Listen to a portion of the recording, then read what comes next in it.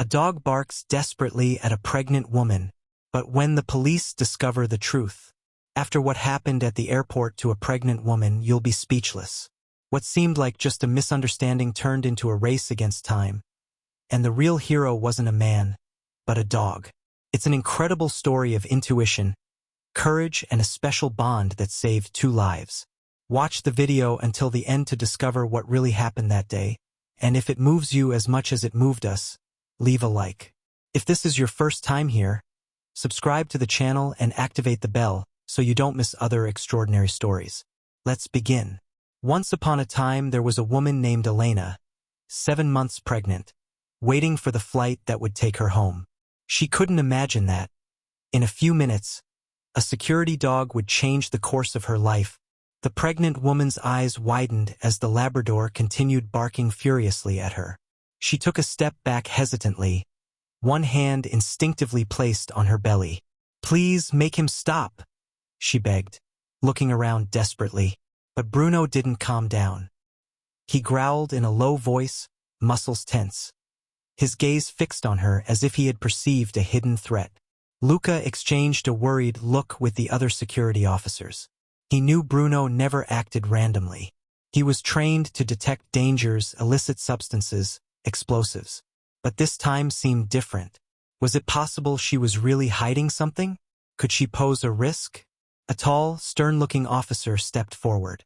"Ma'am, we need to ask you some questions," he said with a firm voice. The woman's face paled. "I don't understand. I haven't done anything," she replied in a thread of voice, trembling, as panic began to emerge. The passengers around murmured, glances quickly passing from her to the dog. Some seemed suspicious, others worried. Luca hesitated. Was it just a misunderstanding? Or was Bruno perceiving something no one could see? Trusting his 4-legged companion's instinct, he made a decision. "We need to take you for further checks," he said.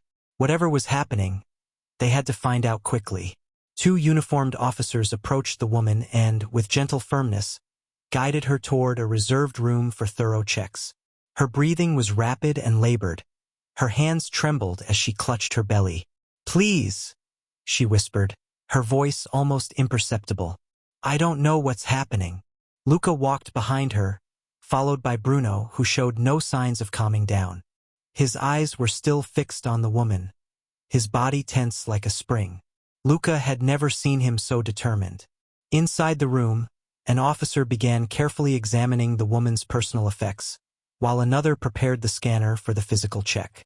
"Do you have any medical condition we should be aware of?" asked a female officer with a gentler tone. The woman shook her head. "No. I'm 7 months pregnant, that's all," she replied with an uncertain voice. Meanwhile, outside the room, Bruno moved back and forth, whimpering and scratching at the door. Luca frowned. This wasn't a normal reaction. If she wasn't carrying anything illicit, then what was Bruno perceiving? A silence charged with tension fell in the room. Then, suddenly, the woman bent over herself, clutching her stomach with an expression of pure terror. Something was wrong. But what exactly had he detected? The answer came like a cold blow. One of the rescuers turned to Luca with a tense face. "There's an internal tear.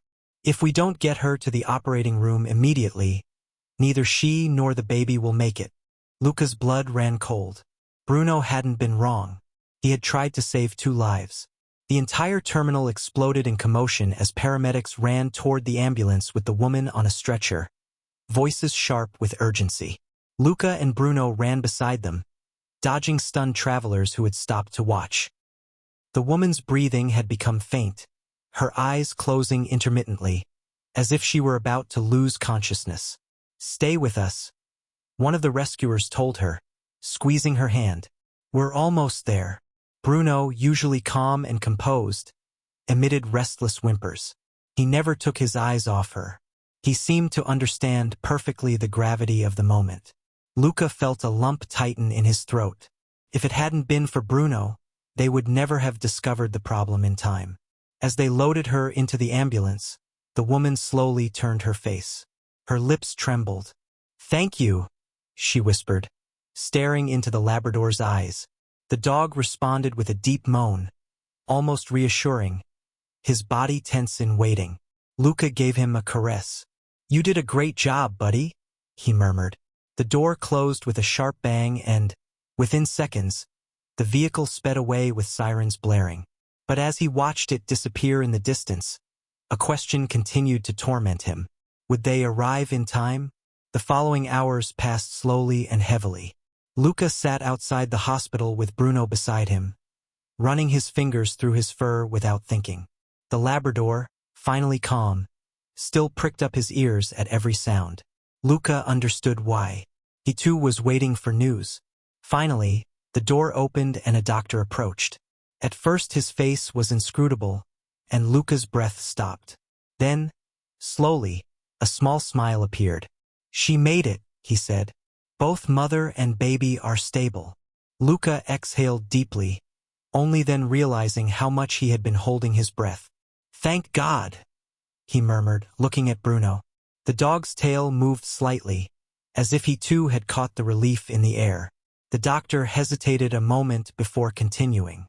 "There was an internal lesion that no one had detected," he explained. "If she hadn't been rescued at that precise moment, they wouldn't have made it." He shook his head in disbelief. "I don't know how your dog figured it out, but he saved her life." At that moment, a nurse approached holding a carefully folded note. It was a handwritten message from the woman. Few words, but capable of touching Luca's heart like a sweet and sudden punch. "Tell the dog he's my angel." Luca felt a lump rise in his throat. He stroked Bruno on the head, whispering, "Did you hear, champ? You're her angel." A few hours passed before a nurse invited them to enter the room where the woman was recovering. Light filtered softly through the half-open curtains, and the room was quiet, almost suspended. Elena was lying on the bed, pale but smiling, with an amphora in her arm and a tired gaze but full of gratitude. Beside her, a small crib held the newborn, wrapped in a light blue blanket. As soon as she saw Luca enter, with Bruno at his side, the woman's eyes filled with tears. "I don't know how to thank you," she said with a voice broken by emotion.